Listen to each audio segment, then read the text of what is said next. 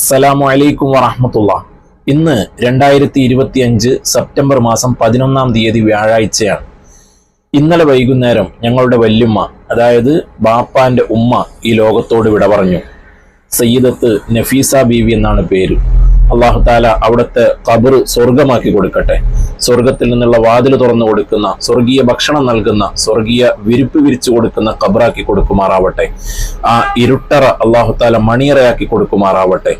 കണ്ണെത്താ ദൂരത്തേക്ക് വിശാലമുള്ള ഖബറാക്കി കൊടുക്കുമാറാവട്ടെ. ദുനിയാവിൽ ചെയ്ത എല്ലാ സൽക്കർമ്മങ്ങളും അവിടെ അല്ലാഹു തആല നേരം പോക്കാക്കി കൊടുക്കട്ടെ. ആമീൻ യാ റബ്ബൽ ആലമീൻ. മക്കളെ പോറ്റി വളർത്താൻ മാതാപിതാക്കൾ ഒരുപാട് കഷ്ടപ്പെടാറുണ്ട്, നമുക്കറിയാം.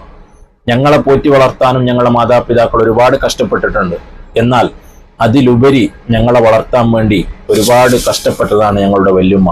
അല്ലാഹു തആല അതിന്റെ ഒക്കെ പ്രതിഫലം ആഖിറത്തിൽ അല്ലാഹു തആല നൽകുമാറാവട്ടെ. ആമീൻ യാ റബ്ബൽ ആലമീൻ. ഈ വീഡിയോ കാണുന്ന എല്ലാ ആളുകളും ആ വല്യമ്മയുടെ പേരിൽ, അതായത് സയ്യിദത്ത് നഫീസ ബീവി എന്ന് പറയുന്നവരുടെ പേരിൽ ചുരുങ്ങിയത് ഒരു ഫാത്തിഹ എങ്കിലും ഓതി ഹദിയ ചെയ്യണം. കഴിയുന്നവർ കൂടുതൽ ഓതുകയും അതുപോലെ തന്നെ ദിക്റോ സ്വലാത്തോ എന്ത് കഴിയുന്നത് അത് ചൊല്ലി ഹദിയ ചെയ്യണമെന്ന് അറിയിക്കുകയാണ്. അല്ലാഹു തആല നമ്മയും അവരെയും അവന്റെ സ്വർഗീയ പൂങ്കാവനത്തിൽ ഒരുമിച്ച് കൂട്ടുമാറാവട്ടെ. ആമീൻ യാ റബ്ബൽ ആലമീൻ. ദുആ വസിയത്തോടു കൂടി അസ്സലാമു അലൈക്കും വറഹ്മത്തുള്ളാഹി.